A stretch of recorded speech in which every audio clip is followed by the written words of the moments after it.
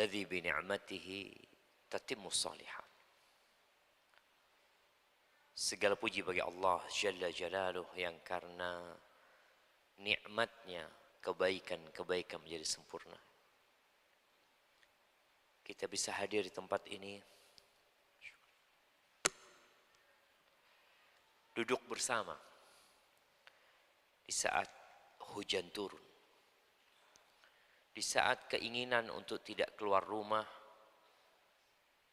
menguat, di saat kita tahu bahwasanya apabila hujan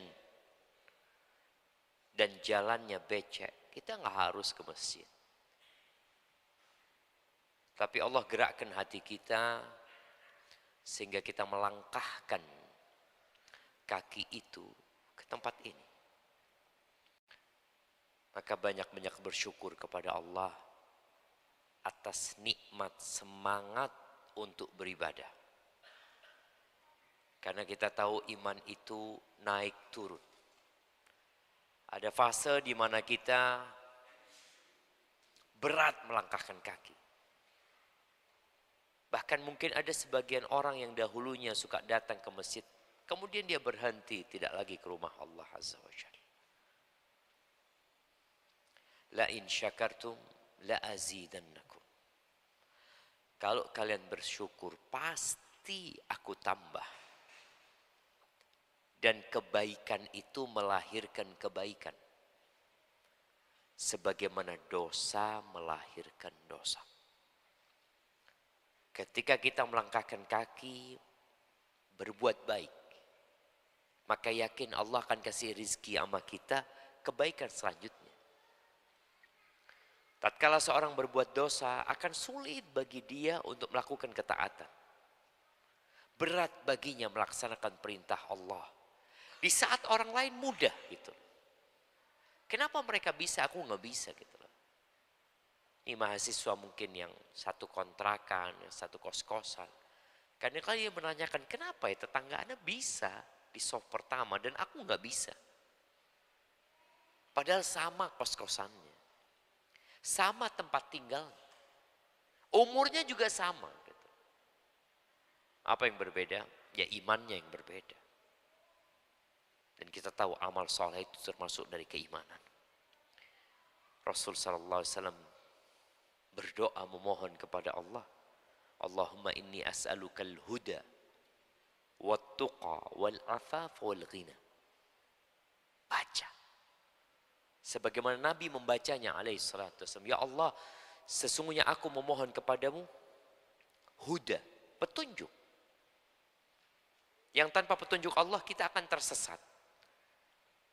Dan Allah Azza wa Jalla dalam hadis qudsi mengatakan, ya ibadi kullukum dhallun illa man hadaitu fastahduni ahdikum. Wahai hamba-hambaku, kalian semua tersesat kecuali orang yang aku kasih petunjuk. Fastahduni, kalian mintalah kepada aku petunjuk. Mintalah kalian gitu. Aku akan kasih petunjuk gitu. Maka beliau mengajarkan kepada kita minta hidayah. Allahumma inni as'alukal huda wat tuqa. Minta ketakwaan.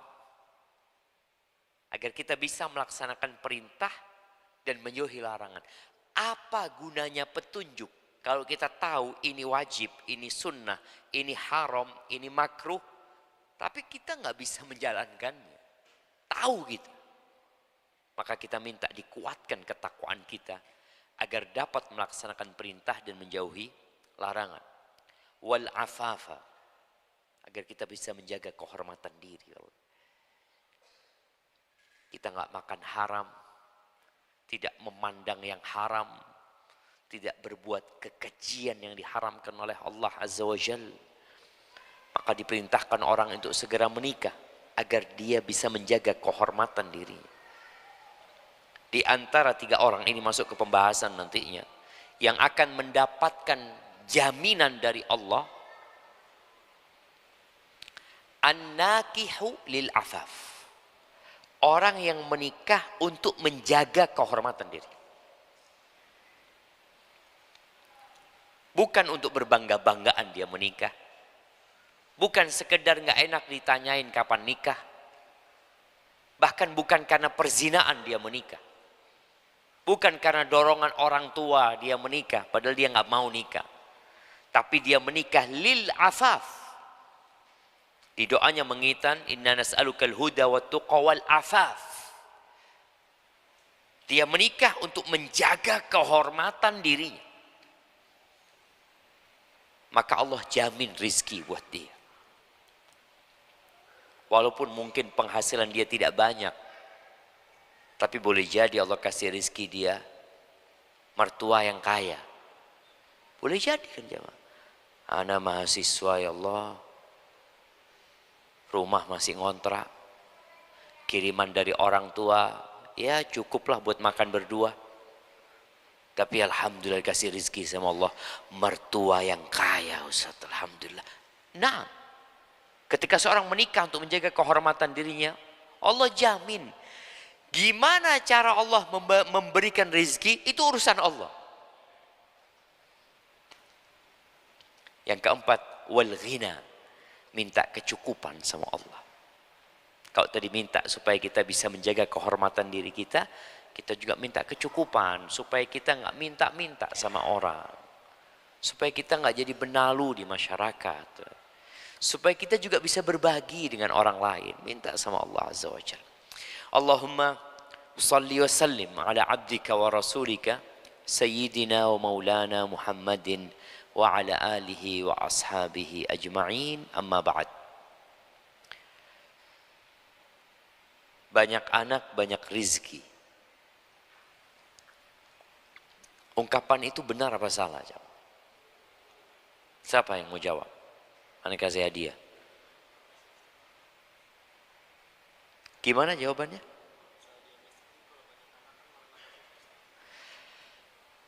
Tergantung kondisinya.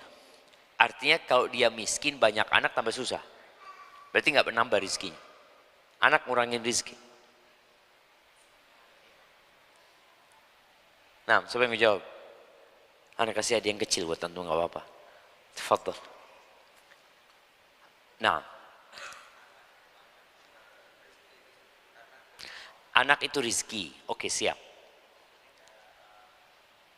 Ketika banyak anaknya berarti rizkinya banyak.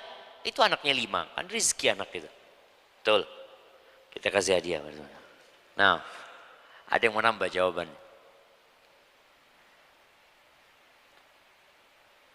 Tafadhol.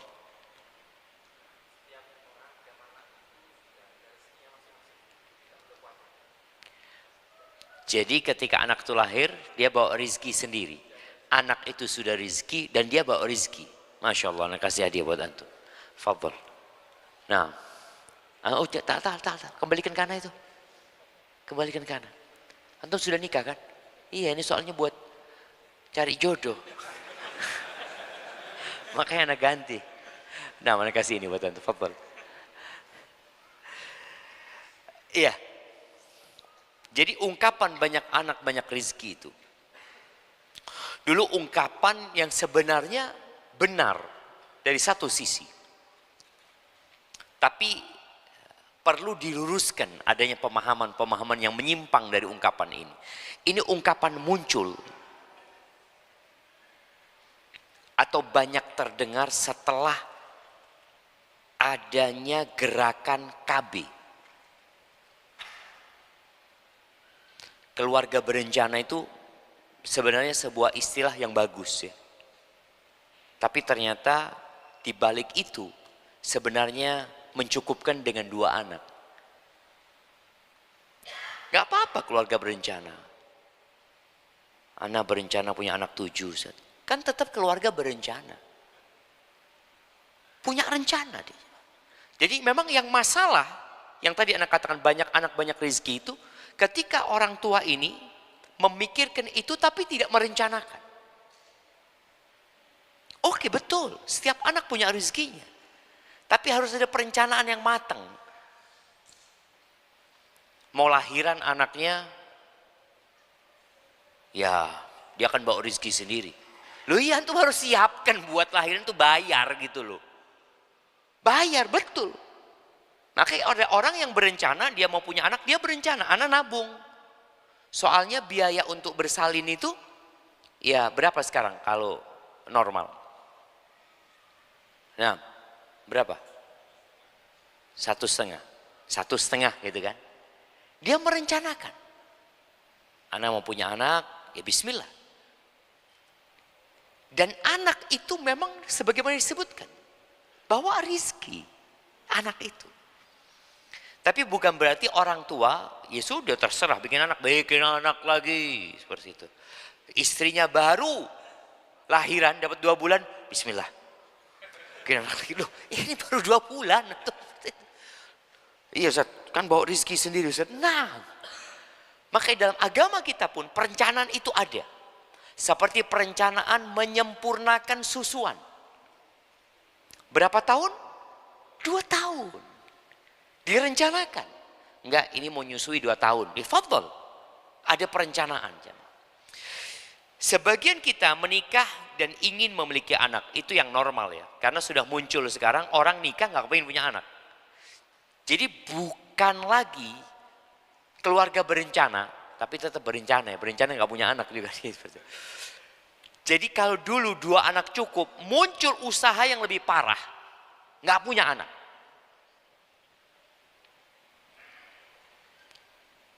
Ketika perkara ini dijadikan acuan oleh masyarakat, maka akan ada negara-negara yang tutup. Di antara negara yang mau tutup ini mana? Jepang. Tutup jangan.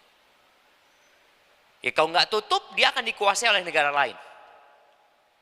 Karena mau tidak mau untuk mendatangkan tenaga kerja, ya nggak cukup rakyatnya. Maka dia akan datangkan orang dari luar. Bekerja di sana, bekerja. Akhirnya lebih banyak daripada penduduk aslinya. Itu kalau kita mau bicara secara rasional ya. Makanya kenapa takut? Negara itu takut. Ketika jumlah penduduknya sedikit, dan dia lihat di tempat lain, oh banyak penduduknya. Mereka akan datang ke negeri itu, kemudian menjajah negeri itu dengan memperbanyak anak di negeri itu. Jepang, ya, Jerman juga. Kemudian Singapura dikatakan, Korea Selatan. Karena muncul orang-orang nggak mau punya anak gitu loh. Nggak mau punya anak bukan karena takut rizki. Kalau mereka ini. Tapi takut kerepotan. Karena mereka sudah terserang penyakit feminisme. Gerakan feminisme ini yang menuntut kesamaan gender, ya sudah. Engkau nggak hamil, kenapa aku harus hamil? Engkau yang enak. Aku capek, lelah, tubuhku rusak. Tapi secara fitrah manusia kebanyakan masih punya anak lah. Ingin punya anak ya. Tapi ada yang sampai mati nggak punya anak. Tadi ungkapan dari saudara kita, anak itu rizki. Ada sampai mati nggak punya anak. Dia doa Rabbi habli minas salihin. Terus ya Allah berikan kepada aku anak keturunan yang soleh. Sampai akhirnya ajal datang dan nggak punya anak. Anak ketemu dengan satu orang ya. Kemarin waktu umrah tanya, berapa anaknya bang? Biasalah obrolan kita itu kan kalau ketemu sama orang, lihat sudah berumur, kita akan tanya apa? Anaknya berapa nih? Atau kalau sudah lebih tua, anak akan tanya cucunya berapa? Itu sebagai pembuka obrolan. Tapi ternyata sebagian obrolan itu menyakitkan hati. Tapi anak nggak tahu, dia belum dikasih Ustaz. Belum dikasih. Anak punya bibi sampai meninggal, nggak dikasih anak. Supaya kita tahu anak itu rezeki. Anak itu rezeki dan membawa rezeki. Nggak bisa orang bikin anak. Yang bisa dia lakukan adalah proses. Yang dengan itu semoga punya anak. Jangan antum percaya bahwa anak itu rizki. Dan antum berdoa, Rabbi habli minas salihin. Allah itu maha kuasa atas segala sesuatu, Ustaz. Loh, antum kok enggak nikah? Kan Allah maha kuasa atas segala sesuatu, Ustaz. Bisa kasih anak-anak tanpa anak menikah. Waduh, bahaya antum. Ada prosesnya. Ada sebabnya. Maka kalau engkau ingin punya anak, ya nikah. Tapi ketika datang seorang sahabat kepada Nabi SAW, ya Ma'qil bin Yasar, dia mengatakan, ya Rasulullah, inni asabtu mra'atan dhata mansibin wa jamal. Aku tuh dapat perempuan ya Rasulullah, cantik dan terhormat, tapi dia nggak bisa punya anak. Boleh aku nikah sama dia? La. Besoknya datang lagi Ma'qil, ya Rasulullah, ayolah Rasulullah, gitu ya. Dia itu minta saran, dikasih saran nggak mau. Kan ada model orang kayak gitu. Tolong sarannya Ustaz. Jangan. Aduh, kok jangan Ustaz? Loh, kau minta saran. Dan di sahabat minta saran Nabi SAW. Dan Nabi mengatakan, la. Tapi karena sudah kadung jatuh cinta sama dia maksa aja. Datang lagi yang kedua, Nabi mengatakan, la. Sudah pergi lagi dia. Masih kepikiran dia, datang lagi, mungkin Nabi berubah pikiran sallallahu alaihi wasallam, dia ngomong lagi sama Nabi sallallahu alaihi wasallam. Nabi mengatakan, la, enggak, tazawwajul waludal wadud. Kalian nikahlah dengan wanita yang penyayang dan subur. Artinya kalau bicara suruh milih, ya pilihlah perempuan yang kayak gitu. Kenapa? Fa inni mukatsirun bikumul umam yaumil qiyamah. Aku itu ingin umatku banyak pada hari kiamat. Jadi ketika antum punya anak, sejatinya antum sedang menjalankan perencanaan Nabi Muhammad SAW. Ada kan perempuan yang diajak punya anak, ayo punya anak lagi ya. Tuh bang, capek bang. Berapa anak? Baru 3 udah capek. Iya, itu fulan cuma 1. Tapi alhamdulillah jemaah. Anak kemarin ketemu sohib. Dia cerita, Ustadz, sekarang terjadi perubahan di konsep hidup yang berkaitan dengan punya anak. Kok bisa? Kalau Ustadz lihat generasi bapak-bapak kita, itu anaknya 3, anaknya 4, anaknya 2. Karena mereka termasuk generasi yang dapat pressing urusan KB dulu. Generasi bapak kita. Tapi Ustadz, anak-anak sekarang Ustadz, sahib-sahibnya dia, anaknya 5, 7. Ustadz. Generasi yang ya seumur anak lah. Dan memang kalau dilihat, betul juga. Karena generasi yang sekarang mulai belajar, mulai ngaji. Walaupun muncul tadi kelompok yang gak mau punya anak sama sekali. Gitu, yang nyeleneh. Maka Nabi SAW mengatakan, tazawwajul waludal wadud. Akhirnya faham Ma'qil bin Yasar ini. Kenapa Nabi melarang? Karena menikah itu bukan hanya untuk bersenang-senang. Menikah itu bukan hanya untuk menyalurkan syahwat. Menikah itu adalah merencanakan bagaimana memakmurkan bumi Allah Azza wa Jalla dengan orang-orang soleh. Itu tujuan menikah. Jadi tatkala seorang menikah tidak mau punya anak, sudah bertentangan dengan tujuan Rasul Sallallahu Alaihi Wasallam menyuruh para sahabat menikah. Taibah. Jadi tadi ada yang berusaha punya anak tapi nggak punya anak. Di sisi lain ada yang Allah kasih anak padahal dia nggak siap punya anak. Betul. Dia belum siap punya anak, aduh udah hamil. Mahasiswa kan kadang-kadang bicara, insya Allah kita punya anak setelah lulus gitu ya. Tahu-tahu baru 2 bulan sudah hamil. Ya rezeki. Allah berikan. Orang lain bertahun-tahun kepingin punya anak, gak bisa punya anak. Keluar uang 100 juta, 200 juta. Ikut program, gak punya anak. Antum dikasih sama Allah Azza wa Jalla. Maka tolong disyukuri. Tapi Ustaz, khawatir masalah rizki. Ini yang jadi masalah. Jadi masalah rizki itu memang menjadi kecemasan nasional mungkin. Apalagi di saat kita tahu sekarang ini kondisi ekonomi tidak baik-baik saja. Apa benar kondisi ekonomi sedang tidak baik-baik saja? Nah, ya yang baik-baik tetap baik-baik Ustaz. Yang tidak baik-baik ya mungkin ada, dan alhamdulillah ada MBG sekarang Ustaz. Nah, itu termasuk rizki. Di mana anak-anak bisa makan bergizi ya. Itu salah satu menjadi proyek pemerintah kita, dan semoga proyek itu berjalan dengan baik. Sehingga mendukung antum untuk punya anak banyak. Alhamdulillah ada proyek nih. Apa dibatasi yang dapat MBG jamaah? Enggak kan? Enggak ada kan? Walaupun kita tahu ada tunjangan yang dibatasi. Tunjangan anak itu untuk PNS berapa? 2 apa 3? 2 ya? Untuk PNS 2. Kalau ketiga siapa yang nanggung? Allah yang nanggung jamaah. Allah yang nanggung. Jadi 1, 2, 3, 4, 5, 6, 7, 8, 9, 10. Capek mungkin untuk menghitung. Yang sering Anda sebutkan di Bondowoso ada Ustadz. Punya anak 28. Dari satu istri. 28. Gimana kalau istrinya 2? Bayangin, dari satu istri 28. Itu generasi sebelum bapak kita ya, generasi yang dulu. Itu generasi yang melahirkan bapak-bapak kita. Anak punya orang tua 1 saudara kalau nggak salah 10. Generasi itu ya. Anak punya ibu 1 saudara 7.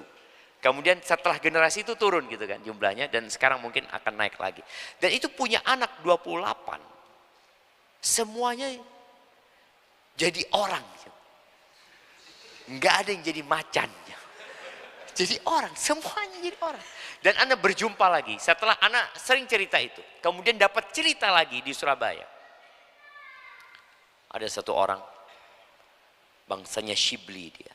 Anda dapat berita, bapaknya dia itu, 1 saudara 25. Anak WA.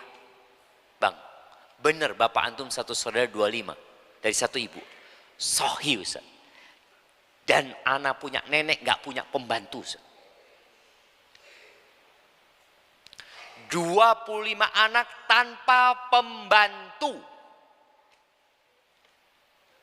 Kok bisa ya? Innamal a'malu binniyat. Wa innamal likulli imri'in ma nawa. Padahal kerjaan orang dulu itu, dia hidup di masa setelah kemerdekaan. Kalau antum melihat, atau sebelum kemerdekaan mbahnya itu hidup. Sulit secara ekonomi. Tapi ternyata Allah kasih. Dan saat ini bicara ekonomi, kalau bicara kita sedang tidak baik-baik saja.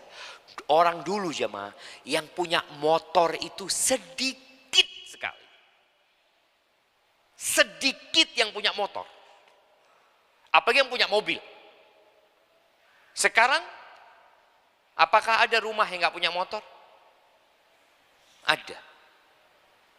Mungkin bisa dihitung sama jari di kampung antum yang gak punya motor. Motornya 1, 2, tambah motor listrik. Nah, terus apa yang dikhawatirkan sebenarnya? Kalau bicara keluarga berencana, ya silahkan berencana. Di Indonesia ini jamaah, ada berapa pulau? 17.000 lebih. Yang dihuni berapa? Yang baru dihuni itu 6 ribuan. Anggap 7.000 lah sekarang. Tersisa 11.000 pulau belum dihuni. Sedangkan kita dikasih amanah untuk memakmurkan bumi ini. Antum bikin anak yang banyak. 1 kobilah antum taruh di pulau sana. Minta sama pemerintah, saya akan hidupkan pulau ini. Nah, kosong pulau itu jemaah. Kosong. Ketika tidak ada penghuninya, nanti dicaplok sama negara mana, dicaplok sama negara mana. Karena nggak ada penghuninya. Maka perlu, karena dulu program Pak Harto itu pemerataan penduduk ya, dengan adanya transmigrasi. Cukup antum transmigrasi sama istri antum. 100 tahun lagi ternyata kampung itu adalah, siapa nama antum? Saat. Ini Saat. Taruh di satu pulau, 100 tahun kemudian yang ada di situ Bani Saat. Semua anak keturunannya Saat. Wallahi sahih jemaah. Jadi kalau bicara kobilah di masa lalu itu, memang mereka menempati kampung itu ya kobilah itu. Ya suku itu. Mereka berkembang, mungkin bahasanya masa berkembang biak. Apa bahasanya? Masa berkembang biak jemaah? Ya enggak lah jemaah. Jadi ungkapan banyak anak banyak rezeki itu ya dari satu sisi benar sebenarnya. Tapi bukan berarti kita berkeluarga tanpa berencana. Yang Anda contohkan tadi, engkau punya anak, ya sudah nunggu kalau bisa anaknya ini sampai disapih. Nanti baru bicara nambah anak lagi. Walaupun enggak Ustaz, karena program anak ini 22 anak. Kalau nunggu disapih, tua istri anak nanti Ustaz. Nah, sudah enggak masalah, punya perencanaan matang. Antara Hasan sama Husain itu dikatakan satu kali suci. Antara Hasan sama Husain, anaknya Fatimah, anaknya Ali bin Abi Thalib, cucunya Rasul sallallahu alaihi wasallam. Jadi setelah nifas kemudian bersih, lalu hamil lagi. Punya anak Husain radhiyallahu taala anhu. Ingat, anak itu nggak makan rezekinya orang tua. Anak itu tidak makan rezekinya orang tua. Loh Ustaz, anak ini sebelum punya anak gajinya 2,5 juta. Punya anak tetap Ustaz. Mana katanya anak itu, akhirnya anak itu makan rezekinya anak. Enggak. Terlalu sempit ketika seorang berpikir rezeki itu adalah gaji. Terlalu dangkal ketika seorang berpikir anak itu dapat rezekinya dari orang tuanya. Enggak selalu dari orang tuanya, bisa jadi lewat orang lain. Ketika anak itu lahir tahu-tahu dapat hadiah. Hadiah itu diberikan kepada siapa? Kepada anak. Rizkinya tuh anak. Anak itu belum lahir saja sudah dicatat rizkinya. Allah Azza wa Jalla mengatakan wa ma min dabbatin fil ard di surat Hud ayat 6 ya. Wa ma min dabbatin fil ardi illa 'ala Allahi rizquha wa ya'lamu mustaqarraha wa mustawda'aha kullun fi kitabim mubin. Dan tidak ada suatu binatang melata pun di bumi ini melainkan Allah yang menanggung rizkinya. Dan subhanallah ya, rizki itu tidak ikut ijazah. Jangan antum berpikir yang kuliah di STD ini, rizki antum akan lebih banyak daripada yang lulus pondok. Anak S1 Ustaz, STDI lagi. Itu pondok aja. Terus rizkinya lebih banyak mana? Nggak ada urusan sama ijazah dan tidak ada urusan sama ilmu. Binatang yang paling bodoh di Indonesia itu apa namanya? Di Indonesia, karena kalau di Arab keledai, tapi di Indonesia nggak ada keledai. Makanya kadangkala kita itu perlu memberi contoh dengan sesuatu yang familiar di negeri kita. Keledai. Makanya Anda pernah tanya sama dokter, kenapa kalau bicara menu kesehatan atau menu makan sehat itu selalu disebutkan salmon dok. Di Indonesia nggak ada salmon dok. Dokter itu menjelaskan, iya kita kadang-kadang menerjemahkan dari dokter-dokter luar negeri sana. Di sana ada salmon. Di sini di mana salmon hidup? Di freezer. Nggak ada di sungai salmon, wala di laut nggak ada. Anda sampaikan, apakah nggak ada gantinya di Indonesia? Ya ada di Indonesia lah. Apa di Indonesia gantinya salmon? Ikan apa? Ikan baung, ikan kembung, enggak, ikan bukan, yang banyak durinya itu. Apa? Ikan apa? Ndak. Bandeng. Ikan bandeng. Ikan bandeng itu termasuk ikan yang berlemak. Makanya kok jadi ngomong ikan bandeng. Karena jadi kepingin makan ikan bandeng. Itu perutnya ikan bandeng. Zen. Masya Allah. Baik. Tadi mereka mencontohkan. Kalau ya di Arab. Dan Allah mencontohkan di dalam Al-Quran dengan himar. Karena memang himar itu ma'ruf di sana sebagai contoh bodoh. Dan sekarang sudah bisa dilihat ya. Himar itu seperti apa. Tapi ada apa binatang yang bodoh di Indonesia? Ini AC kalau bisa dimatikan dulu. Nah, jamaah,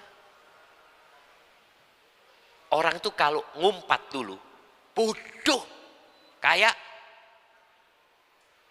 kebo, kayak kebo, kerbau. Kerbau itu permisalan di negeri kita untuk binatang yang bodoh. Bodoh seperti kerbau.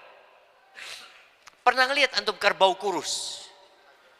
Karena saya bodoh, saya kurus. Tidak ada. Kerbau itu kalau anda lihat, ya Allah, lemu-lemu kebui. Padahal tidak pernah sekolah. Di mana kuliah? Pernah lihat kerbau masuk ke kuliah? Ya kenapa? Saya berpikir bagian mencari rizki. Enggak ada. Allah tanggung rizkinya kerbau. Dan binatang itu ada dua jenis. Ada binatang yang membawa rizkinya, ada binatang yang tidak membawa rizkinya. Contoh binatang yang membawa rizkinya, yang menyimpan rizkinya apa? Semut. Itu bawa rizkinya, dia kumpulin. Ketika di musim, dia punya perencanaan juga gitu loh. Ada musim penghujan, dia berpikir harus mengumpulkan makanan. Tapi ada binatang yang nggak ada perencanaan, dia nggak ngambil rizki, dia nggak membawa rizkinya dia. Dia cuma makan setelah itu selesai. Seperti apa? Burung. Pernah antum lihat burung? Tahu-tahu dia bawa dahan padi banyak. Atau tahu-tahu dia berangkat ke mall beli kulkas gitu. Ini mau musim dingin kayaknya. Atau musim hujan ya. Nggak ada coba. Antum nggak akan lihat burung itu menjemur makanan ini itu nggak ada. Tapi Allah mengatakan illa 'alallahi rizquha. Allah yang menanggung rizkinya. Jadi ini bicara iman. Allah tahu di mana tempat berdiamnya binatang itu, tempat penyimpanannya di mana, Allah tahu. Semuanya sudah tercatat di dalam Lauhul Mahfuz. Kalau bicara manusia, ada pencatatan ketika di perut. Ketika umur 120 hari, dicatat lagi ya. Sebutkan 4 hal yang dicatat ketika di perut ibundanya. Nah, sebelah sini belum ada yang jawab. Nah, antum. Rizkinya, ajalnya, amalnya, masuk surga atau masuk neraka, bahagia atau sama, Masya Allah. Antum mau nikah? Belum ya? Ini, anak kasih antum, ya Allah, diakah jodohku, Masya Allah. Mudah-mudahan segera menikah. Iya, yang ditulis tadi rizkinya, karena orang banyak ngomong jodoh. Jodoh itu termasuk rizki, itu masuk anak. Rizkinya, ajalnya, amalnya. Jadi apa yang akan dia kerjakan dalam kehidupan ini semua sudah dicatat. Ini memindah dari buku induk yang ada di Lauhul Mahfuz. Dipindah ke setiap orang. Malaikat datang mencatat. Yang keempat adalah syaqiyun au sa'id. Dia masuk surga atau masuk neraka. Allah udah tahu dengan ilmunya. Maka bicara rizki itu sudah dicatat. Dulu bangsa Arab itu termasuk yang tidak percaya dengan urusan rizki ini. Terjadilah pembunuhan terhadap anak-anak mereka. Yang biasa mereka bunuh adalah anak perempuan, yang kadang-kala anak laki-laki dibunuh. Tapi keumumannya mereka membunuh anak perempuan. Di surat Al-Isra ayat 31, Allah mengatakan, "Wala taqtulu auladakum khasyata imlaqin nahnu narzuquhum wa iyyakum." Kata Allah, janganlah kalian membunuh anak-anak kalian karena takut kelaparan. Takut, cemas. Nanti gimana? Ini khawatir dengan masa depan. Lalu apa kata Allah? Kami yang kasih rezeki kepada mereka. Kalian jangan takut, kalian jangan khawatir. Tuh anak kami yang ngasih rezeki. Wa iyyakum, dan rizkinya kalian juga kami yang ngasih. Gitu. Jadi jangan berpikir akhirnya untuk membunuh anak-anak itu karena takut kelaparan. Takut. Membunuh mereka adalah dosa yang besar. Ya. Itu di surat Al-Isra. Di surat Al-An'am ayat 151 Allah mengatakan wala taqtulu auladakum min imlaqin. Janganlah kalian membunuh anak kalian karena kelaparan.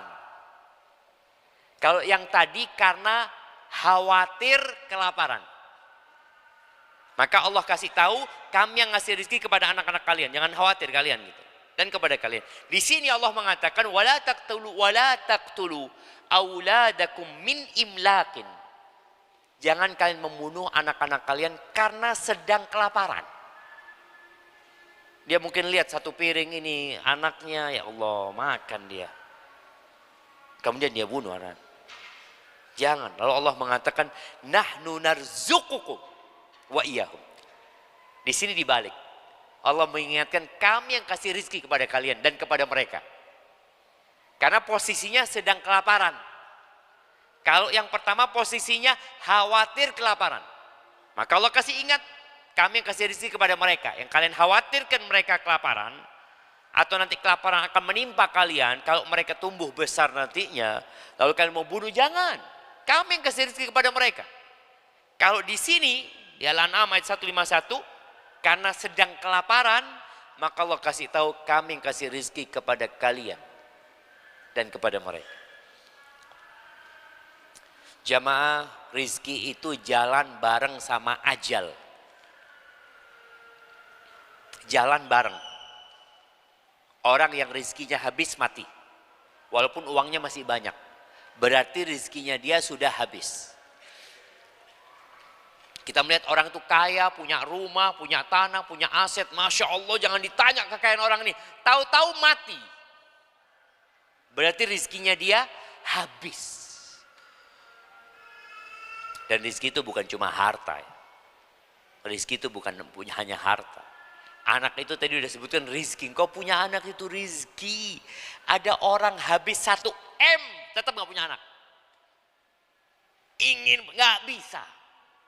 Padahal sudah datang ke dokter paling hebat, nggak ada. Memang rizkinya nggak ada anak. Antum dikasih rizki anak. Ahibati fillah.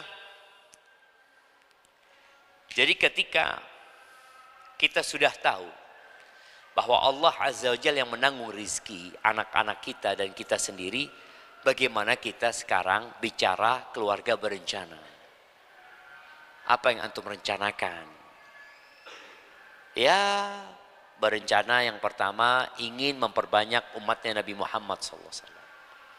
Taib Ustaz, tapi kan juga harus ada persiapan. Iya, bicara persiapan ada kelaziman. Maka orang mau nikah itu ya ada kemampuan. Maka Nabi SAW mengatakan, ya ma'syarasy syabab man istata'a minkumul ba'a falyatazawwaj.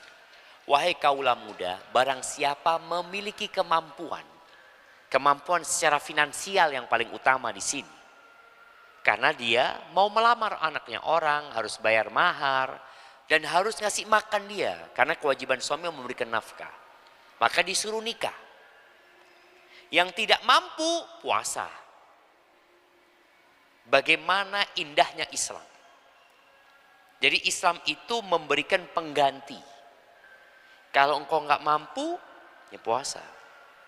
Taib, kalau bicara umpamanya, ya, ana udah nikah Ustaz, ana nggak mau punya anak dulu Ustaz, karena sedang kuliah. Oke, itu rencana, nggak apa-apa. Tapi bukan tidak mau punya anak, tapi mau punya anak dengan direncanakan. Oke, insya Allah, ana mau punya anak setelah kuliah. Subhanallah, setelah kuliah pun nggak punya anak. Lanjut S2 nggak punya anak. Lanjut S3 nggak punya anak. Supaya kita tahu, yakin bahwasanya semua sudah ditetapkan rezekinya. Tapi boleh manusia punya perencana, bahkan diperintahkan untuk berencana gitu. Sebagaimana Allah mengatakan wa'iddu lahum mastata'tum min quwwah. Persiapkan untuk menghadapi mereka berbagai macam kekuatan, jemaah. Ini satu sisi, bicara mempersiapkan kekuatan umat Islam itu, ya banyakin anaknya. Salah satunya. Dan penulis-penulis barat sudah menyampaikan kelak suatu saat ketika terjadi perang dunia lagi, mereka yang punya rakyat banyak akan menang. Oh, nanti kan sudah AI, nanti kan sudah menggunakan teknologi ini itu. Tetap butuh manusia. Tetap butuh semua manusia. Baik, kita dengarkan adzan dulu jemaah.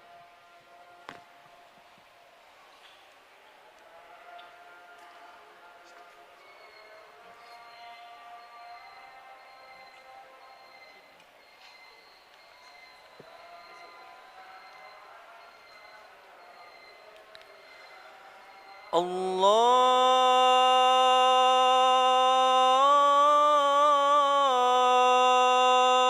Akbar,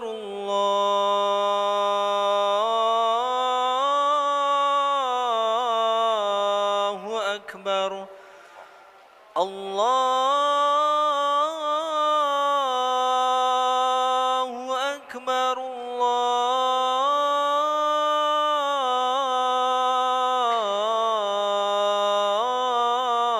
Allahu Akbar. Asyhadu an la ilaha illallah. Asyhadu an la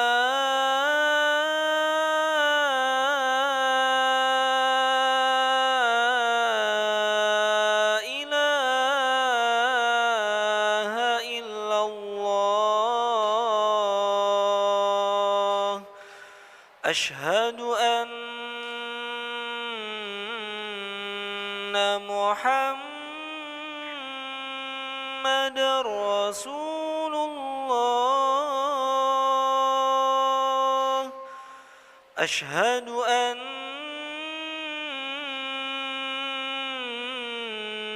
Muhammadar Rasulullah. Hayya 'alas salah.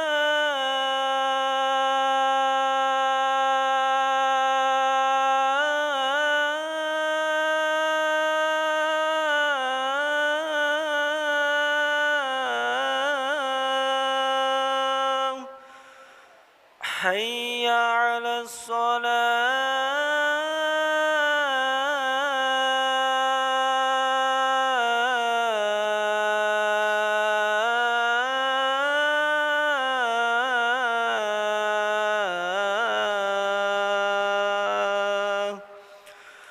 Hayya 'alal falah.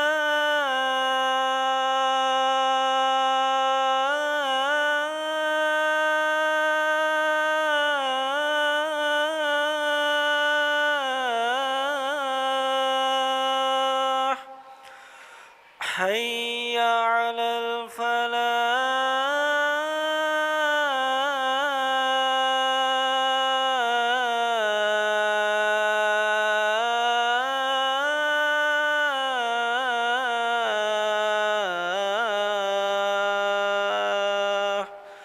Allahu Akbar, Allahu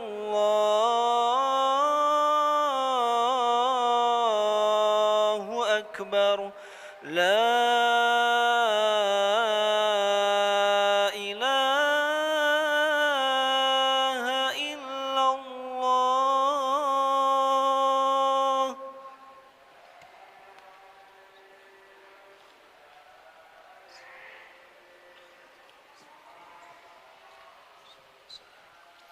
Allahumma salli wa sallim ala nabiyina Muhammad. Taib jamaah, jadi tetap perlu perencanaan yang matang bagi yang ingin punya anak. bicara tadi bagaimana dia memilih ibunya, karena anak itu juga amanah. Dia harus memikirkan pendidikan anaknya, dia harus memikirkan juga yang berkaitan dengan ya nafkah yang halal buat anak-anaknya. Dengan cara itu, keinginan kita untuk punya anak banyak tadi diiringi dengan usaha dan doa. Jadi bukan tatkala bicara banyak anak banyak rezeki kemudian kita tidak berupaya dan berusaha, tidak membuat perencanaan, tetap harus membuat perencanaan dan kuatkan iman. Kuatkan iman kita. Lau annakum tawakkaluna 'ala Allah haqqa tawakkulih, kata Nabi SAW, kalau kalian bertawakal kepada Allah dengan sebenar-benarnya tawakal, la razaqakum kama yarzuqut tayr. Allah akan kasih rezeki kepada kalian sebagaimana Allah memberikan rezeki kepada burung. Taghdu khimasan wa taruhu bitanan. Burung itu pagi keluar kerja, cari makan, lapar dia. Dan dia nggak tahu juga mau kemana. Tapi dia balik dalam kondisi kenyang. Artinya jangan khawatir. Ada orang-orang yang mungkin rizkinya harian. Rizkinya itu harian, artinya dia kerja hari itu dia makan. Besok ya kerja lagi, kan ada yang memang orang gajinya harian. Ada orang yang mungkin gajinya bulanan, dia sudah punya persiapan untuk 1 bulan. Tapi ada orang yang enggak, besok anak kerja. Kalau nggak kerja ya nggak dikasih Ustaz. Tapi bicara rizki tidak harus dengan bekerja. Ada pintu-pintu rizki yang lainnya, perbanyak istighfar. Memohon ampun kepada Allah Azza wa Jal. Kemudian bersedekah termasuk pembuka pintu rizki. Sehingga dengan cara itu tetap kalau bicara banyak anak banyak rizki itu sebuah kepastian yang Allah sudah tentukan sebenarnya. Tapi bicara rizki tetap harus ada usaha, ada perencanaan dari hamba. Sisanya serahkan sama Allah SWT. Jangan sampai kita tidak ada usaha.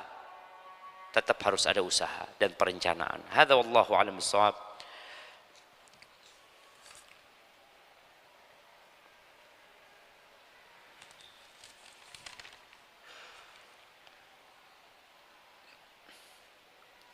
Assalamualaikum. Afwan Pak Ustaz. Berkaitan dengan hari ini, dengan tema hari ini, saya percaya dengan keputusan Allah. Tapi kenyataan yang saya tahu sekitar rumah, berbeda Ustaz. Kalau yang ekonomi lancar, insya Allah terpenuhi. Tapi untuk yang menengah ke bawah, anak-anaknya terlantar. Saya sedih dan kasihan melihatnya.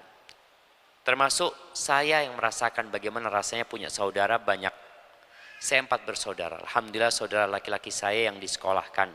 Sedangkan saya dan saudari saya tidak dapat melanjutkan sekolah. Pada akhirnya ikut orang untuk melanjutkan pendidikan. Apakah ini memang takdir saya Ustaz? Ahibati fillah. Kalau bicara takdir ya tentunya itu takdirmu. Kita akan tahu takdir itu setelah terjadi. Kalau bicara apakah ini takdirku, kalau sudah terjadi, iya, itu takdirmu. Tapi kalau bicara nanti, apakah takdirku nggak punya anak Ustaz lu? Engkau belum nikah, nggak tahu. Tapi kalau bicara tadi kondisi masyarakat, kan masyarakat ini masalahnya juga, tadi yang disebutkan, mereka tidak punya perencanaan. Mereka juga tidak berupaya dan berusaha sebagaimana disyariatkan untuk berupaya dan berusaha. Mereka juga nggak tawakal. Kadang-kala mereka sholat aja enggak. Memang anak-anak itu butuh pendidikan yang baik dan benar. Ketika orang tua tadi, dia yakin dengan banyak anak, banyak rezeki, tapi dia tidak berupaya, ya dia yang salah. Karena diperintahkan untuk berusaha. Bukan cuma duduk di masjid ya, kalau orang itu orang soleh pun.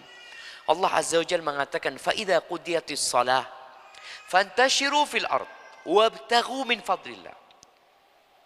Apabila selesai sholat Jumat itu, kalian bertebaranlah di muka bumi ini. Cari karunia Allah Azza wa Jalla. Suruh cari. Wadhkurullaha katsiran la'allakum tuflihun. Tapi hendaklah kalian mengingat Allah yang banyak agar kalian sukses. Ada cerita jamaah. Ada seorang ini meninggalkan rumahnya. Dia bermimpi, dia berangkat ke Baghdad ya. Ana lupa nama daerah dia. Lama ana baca cerita ini. Dia bermimpi rizkinya ada di Baghdad, dia sedang susah. Akhirnya dia berangkat ke Baghdad. Ketika itu Baghdad ibu kota, ya kayak Jakarta lah, dia merantau ke sana. Berangkat ke Baghdad, dia nggak tahu mau kemana. Karena dalam mimpinya disebutkan rizkimu ada di Baghdad. Berangkat dia ke Baghdad. Akhirnya dia tidur di jalanan itu, ada ya tempat-tempat mungkin istirahat, dia tidur. Datanglah polisi, ada polisi yang ronda di masa itu. Dibangunkan engkau. Kau kenapa tidur di sini, kata dia. Dari mana engkau? Aku dari tempat ini, kata dia. Terus ke sini kenapa, kata dia. Aku mimpi, kata dia. Kau kok percaya sama mimpi, kata dia. Kata polisinya, aku punya mimpi juga, kata dia. Kan biasanya orang kalau sudah cerita mimpi akhirnya saling cerita ini. Aku mimpi di kampungmu itu, di satu rumah, di jalan ini disebutkan belakangnya ada pohon. Di bawah pohon itu ada harta yang tersimpan. Mimpi itu jangan engkau bayangkan terus akan jadi kenyataan, kata dia. Yang disebutkan sama polisi ini rumahnya dia, jemaah. Oh iya sudah, saya pulang, kata dia. Pulang dia, jemaah. Dia buka, ada di situ harta tersimpan, jemaah. Allah kalau mau kasih rezeki, tapi harus ada upaya dia kan. Dia harus berangkat ke Baghdad dulu. Harus ketemu sama orang yang punya mimpi untuk dia. Itu takdir Allah Azza wa Jalla. Jadi ada rizki yang mencarimu, ada rizki yang kita mencarinya. Rizki yang mencarimu tahu-tahu ada orang telepon, saya transfer fulus. Apaan? Hadiah lah. Ada orang seperti itu. Sampai ada satu orang, dia WA ana, Ustaz, tolong kirim nomor cantiknya Ustaz. Wallah ana nggak tahu bang, ana nggak punya nomor cantik, nomor ana ya itu sudah, nomor telepon itu. Ana nggak tahu. Bahasa nomor cantik ini, bukan nomor rekening maksudnya Ustaz. Oh, istilah mereka rekening ini nomor cantik gitu ya. Ada tadi rizki yang mencari kita. Antum tidur diketok, tidur apaan orang ini waktunya tidur, kata dia. Alhamdulillah nih ada daging kambing 2 kilo buat antum. Oh zakallah khair. Awalnya mau marah sama tamunya, zakallah khair, syukron, barakallahu fiik. Gak mau duduk antum, tafadhol. Tawarin duduk tuh orang. Jadi tadi kalau bicara ada kondisi manusia, semua akan dimintain pertanggungjawaban. Kalau tadi dikatakan oleh yang penanya, dia 4 bersaudara, mungkin tadi orang tuanya boleh jadi nggak bertanggung jawab. Ada orang tua bertanggung jawab, ada orang tua tidak bertanggung jawab. Ada orang tua miskin tapi bertanggung jawab, dia berusaha. Tapi ada orang tua yang pergi meninggalkan anak. Akhirnya anak itu ya diambil orang, dibesarkan sama orang, dibiayai sama orang. Jadi kalau bicara takdir, ya itu takdirmu ketika sudah terjadi. Maka tema kita hari ini, anak ingin meluruskan tadi, memang banyak anak banyak rizki. Karena setiap anak itu membawa rizki masing-masing. Tapi tetap harus ada perencanaan dari orang tua dan ada usaha. Bagaimana supaya anak-anak itu bisa hidup dan tumbuh besar menjadi orang yang soleh dan soleha. Barakallahu fikum. Bagaimana kita bisa tahu wanita itu penyayang dan subur? Karena ada wanita yang saudaranya banyak tetapi dia tidak punya anak. Mohon penjelasannya. Jazakumullah khair.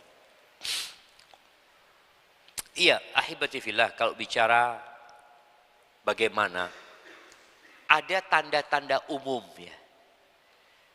Ya salah satunya tadi disebutkan kalau mau tahu orang itu penyayang, ya taunya mungkin bagaimana dia bermuamalah.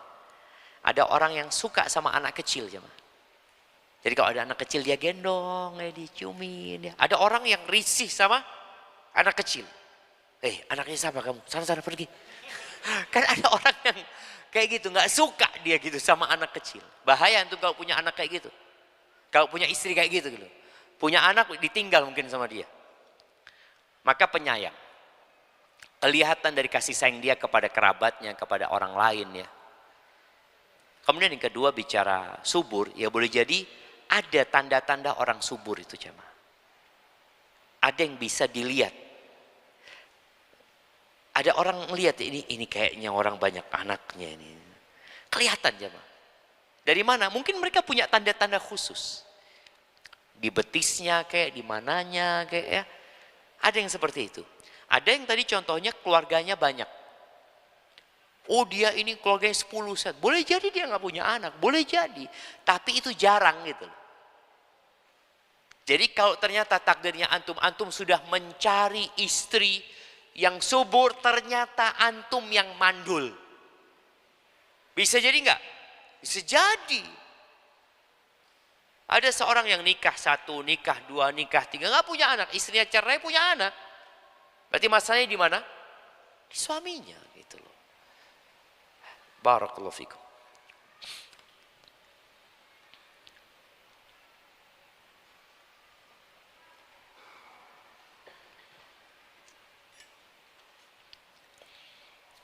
Izin bertanya, apakah sebelum menikah boleh memeriksa ke dokter untuk mengetahui salah satu dari kita yang mandul atau tidak?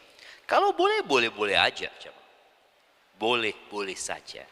Tapi bukan sebuah kelaziman ya. Kalau antum memang, karena dalam agama kita, ketika salah satu nggak punya anak, bisa cerai nantinya gitu.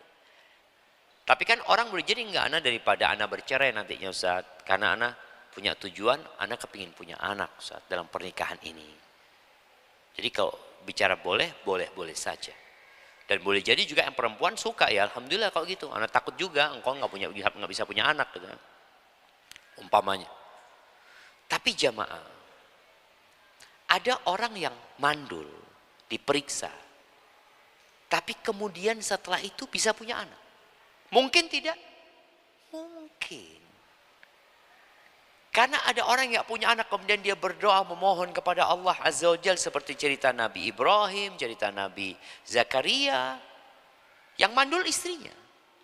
Dan Allah katakan fa'aslahna, kami perbaiki istrinya. Allah bisa gitu loh. Jadi jangan sampai itu menjadi sebuah acuan. Anak kan mau punya anak, jadi anak periksa, enggak harus. Maka nikahlah antum dengan tanda-tanda insya Allah perempuan ini bisa punya anak, antum bisa punya anak. Dan ada orang yang ketika periksa tidak mandul, setelah menikah mandul. Karena dia jatuh, karena dia makan sesuatu, karena ini, karena itu mandul. Maka nggak perlulah hal seperti itu dilakukan. Karena bicara anak itu sebenarnya rizki dari Allah Azza wa Jalla. Tapi kalau mau dilakukan bicara boleh saja.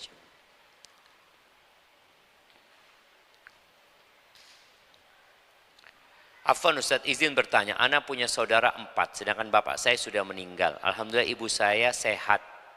Yang saya herankan dari 4 saudara ini, saya yang nomor 4. Selalu saya yang direpotin sama ibu saya. Sedangkan yang 3 saudara ini mengurus rumah tangganya sendiri. Dan sekarang ini masalah hak waris, agak berjauhan sama saudara. Bagaimana cara menanggapinya? Sedangkan istri anak ingin dimengerti di setiap harinya. Sedangkan saya suami capek kerja Ustaz. Ahibati fillah. Jadi kadangkala kalau antum bertanya kenapa ya kok saya yang direpotin, kok mereka nggak direpotin sama ibu saya. Boleh jadi karena Allah mau kasih pahala yang banyak buat antum. Kita tuh perlu memandang hidup ini dengan kacamata berbaik sangka. Husnudzon. Kenapa ana yang direpotin? Boleh jadi Allah ingin memasukkan engkau lewat pintu paling indah di surga Allah Azza wa Jalla. Ya pintu berbakti kepada orang tua. Awsatu abwabil jannah.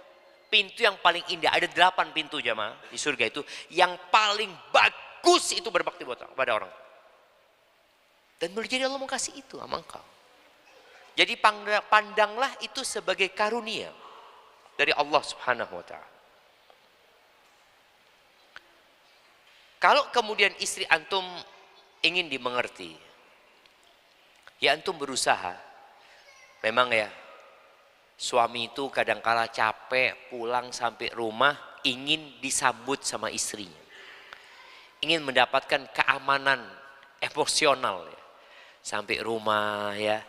Dia kepingin istrinya ahlan wa sahlan, masya Allah, marhaban. Oh, mau yang panas apa yang dingin? Tahu-tahu datang ke rumah, istrinya sudah diem. Waduh, ngomong salah, nggak ngomong salah. Kepingin kita keluar lagi dari rumah. Aduh kayaknya keluar dulu. Ya, tapi itulah kehidupan jamaah. Kita itu diuji ya. Antum itu diuji.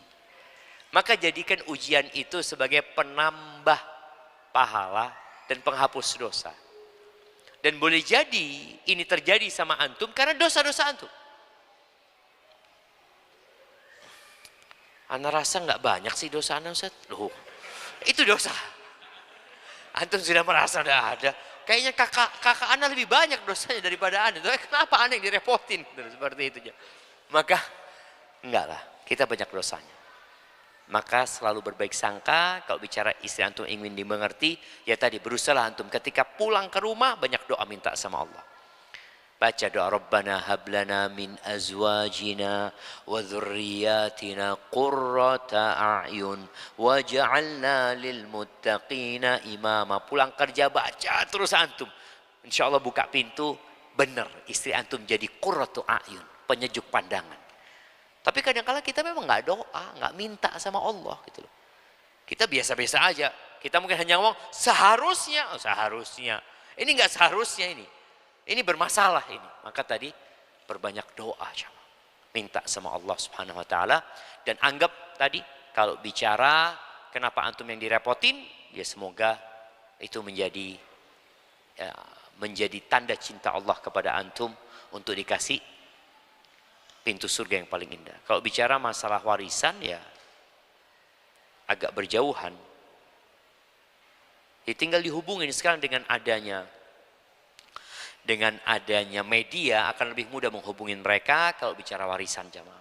Dan bisa datang ke ustadz, minta arahan dari ustadz untuk membantu membagi warisannya.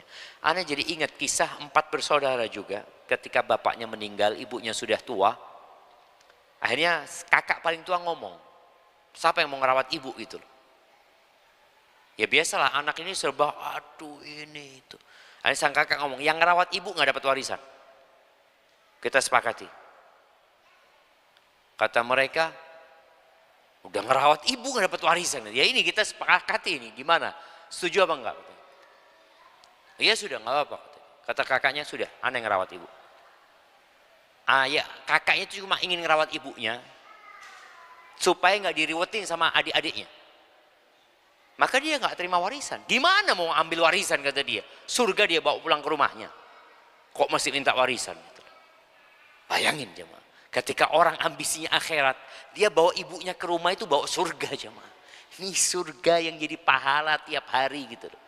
Ini ibuku yang melahirkanku, ibuku yang membesarkanku, sekarang ada di rumahku. Allahu Akbar. Tapi harus sabar dengan ya kadang-kala ada hal-hal yang merepotkan dari orang tua kita. Tapi mungkin di pertanyaan terakhir jamaah ya, sisanya kita tinggal berapa? Tinggal 1, oke. Apakah berdosa jika seorang istri terkadang bersedih jika sering ditinggal suami untuk berdakwah keluar kota? Waduh.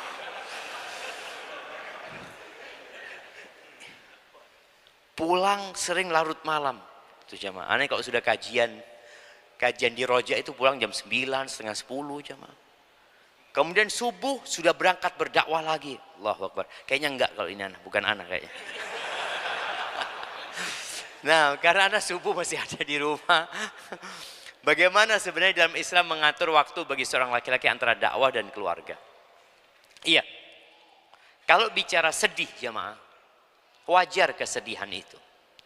Tapi berdoalah minta kepada Allah supaya dihindarkan dari kesedihan. Nabi SAW berdoa, Allahumma inni a'udzubika minal hammi wal hazan. Ya Allah, aku berlindung kepadamu dari ham, dari kecemasan dan kesedihan. Galau dengan hal-hal yang akan datang, sedih dengan hal-hal yang sudah terjadi jemaah. Karena orang kalau sudah sedih biasanya nggak akan produktif dia jemaah. Dia akan sibuk dengan dirinya. Karena sedih itu ada dalam hati dan pikiran dia yang menyebabkan dia akhirnya malas berbuat apa-apa. Maka sekarang yang perlu engkau pikirkan supaya engkau nggak bersedih, bayangkan bahwasanya engkau sedang menuju kepada Allah Azza wa Jalla. Dan ketika suamimu berangkat tadi berdakwah, jadikan itu sebagai sarana untuk mendekatkan diri kepada Allah. Engkau siapkan bajunya, Engkau yang selalu ketika dia pergi, engkau mulai merubah kesedihan dengan kegembiraan. Bang, semoga aku juga dapat pahalanya bang. Silahkan berangkat engkau berdakwah. Dan lihatlah kepada orang-orang yang lebih susah hidupnya. Jangan membandingkan hidupmu dengan orang yang tiap hari ada di rumah, suaminya. Ada orang yang merantau, 1 bulan sekali baru pulang. Ada yang 2 bulan sekali baru pulang. Nggak ketemu. Ada yang setahun sekali baru pulang. Engkau punya suami alhamdulillah. Orang soleh, ustadz dan berdakwah. Dia pulang hanya saja mungkin waktunya tadi. Yang banyak digunakan untuk di luar. Makanya ada seorang yang datang kepada Umar bin Khattab radhiyallahu ta'ala. Seorang wanita. Anda mungkin sudah pernah sebutkan di sini. Dia mengeluhkan suaminya. Suaminya ini ahli ibadah. Malam sholat malam, siang puasa. Tidak pernah istrinya disentuh jemaah. Akhirnya sang istri laporan sama Umar bin Khattab. Dia mengatakan, ya Amirul Mukminin, suamiku itu baik banget, sholat malam, ya, puasa sunnah. Kata Umar, bagus buat kamu itu. Ini istri solehan yang memuji suaminya. Ketika perempuan itu pergi, kata salah satu tabi'in, kalau saya yang ada di situ mengatakan, ya Amirul Mukminin, dia itu sedang mengadukan suaminya. Loh benar gitu? Iya kata dia. Panggil lagi. Panggil perempuan itu. Nah, engkau kan yang ngerti kata Umar bin Khattab. Coba engkau yang menyelesaikan. Kata dia, panggil suaminya. Dipanggil suaminya.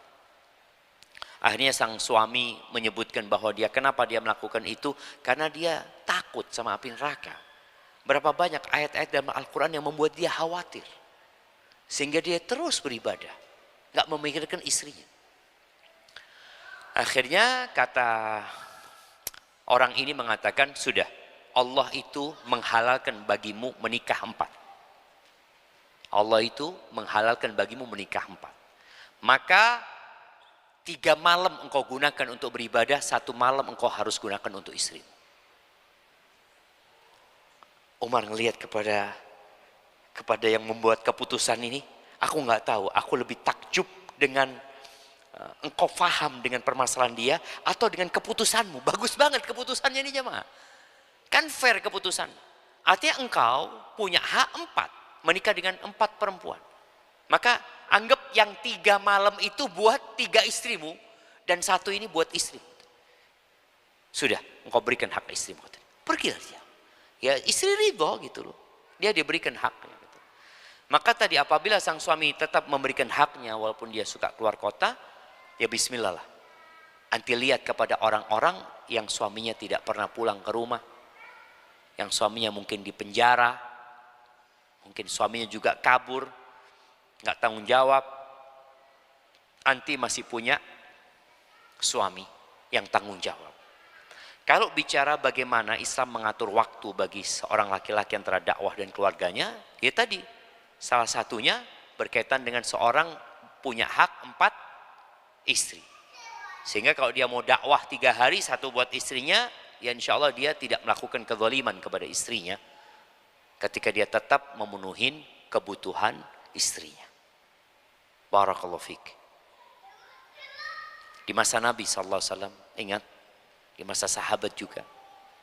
Mereka yang perang itu kadangkala jamaah sampai 4 bulan gak pulang jamaah. Sampai 4 bulan. Atau lebih 6 bulan. Bagaimana cerita Umar mendengarkan perempuan yang kangen sama istrinya, sama suaminya. Akhirnya disuruh pulang setelah 4 atau 6 bulan. Untuk memberikan hak istrinya. Baru kemudian boleh berangkat lagi. Hadza wallahu a'lam bishawab. Bagaimana hukum nikah siri yang tidak dihadiri orang tua? Namun dihadiri oleh wali hakim dan juga saksi-saksi seperti Pak RT. Pak RT, karena orang tua jaraknya jauh dari anak perempuannya, apakah sah pernikahan tersebut Ustadz apabila menikah siri dengan wali hakim dengan kondisi di atas? Karena ada yang bilang pernikahan dengan model tersebut tidak sah, mohon arahannya Ustadz. Iya, berkaitan dengan wali hakim ini tolong difahami, wali hakim itu adalah KUA ya, bukan Ustadz, bukan. Jadi wali hakim itu adalah wali yang mewakili hakim. Wali yang mewakili pemerintah. Itu yang namanya wali hakim. Kalau ini orang tuanya ada. Maka kalau orang tuanya ada di jarak yang jauh, orang tuanya boleh mewakilkan orang lain. Jadi bukan wali hakim, tetap orang tua walinya. Hanya orang tua, bapaknya mewakilkan. Wakilkan siapa? Ada ustadz di sana, jadi ustadz, anak punya anak fulan bin fulan ustadz. Mungkin bisa video call untuk membuktikan benar dia bapaknya. Atau dengan surat taukil yang resmi diwakilkanlah. Walaupun pernikahannya tidak dicatat. Tapi tetap sah secara agama. Kalau orang menikah dengan wali hakim, tapi bukan hakim ya. Istilah wali hakim ini bukan orang tuanya, akhirnya ustadz dianggap hakim. Itu pernikahannya tidak sah. Pernikahannya tidak sah kalau walinya ada. Walinya nggak ada, berarti harus wali hakim. Siapa hakimnya? Ya KUA. Oh berarti harus resmi? Iya, harus resmi kalau mau pakai wali hakim. Karena negara kita tidak melayani nikah siri. Kalau mau pakai hakim gitu loh. Maka hendaklah difahami, yang dimaksud dengan hakim adalah pemerintah, yang pemerintah telah mendelegasikan kewajiban ini kepada KUA.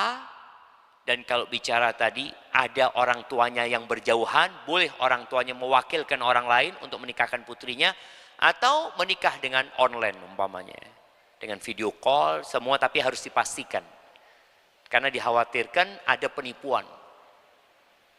Tetangganya pura-pura jadi bapaknya, iya saya bapaknya gitu kan, nggak tahu. Yang di sini, oh ini bapakmu, iya ini bapak saya, kata perempuannya, padahal bukan. Maka hati-hati dengan yang dikhawatirkan oleh para ulama, ada unsur penipuan seperti itu. Barakallahu fiik, itu yang dapat Anda sampaikan. Subhanakallahumma bihamdika asyhadu an la ilaha illa anta astaghfiruka wa atubu ilaik.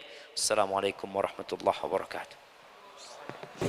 Subscribe dan aktifkan loncengnya biar nggak ketinggalan video berikutnya.